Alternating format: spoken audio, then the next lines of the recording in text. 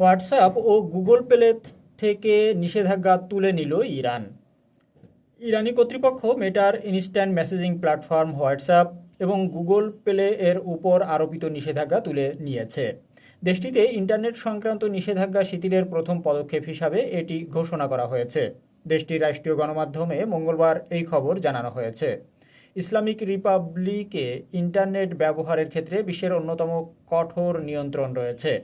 দেশটি যুক্তরাষ্ট্র ভিত্তিক সামাজিক যোগাযোগ মাধ্যম যেমন ফেসবুক, টুইটার ও ইউটিউবের ওপর নিষেধাজ্ঞা আরোপ করেছে।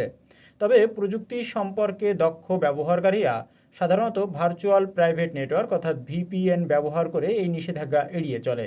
ইরানের রাষ্ট্রীয় সংবাদ সংস্থা ইরানা মঙ্গলবার জানিয়েছে, হোয়াটসঅ্যাপ ও গুগল প্লে এর মতো কিছু জনপ্রিয় বিদেশি প্ল্যাটফর্মে প্রবেশাধিকার সীমিত করার নিষেধাজ্ঞা তুলে নিতে একটি ইতিবাচক সংখ্যাগরিষ্ঠ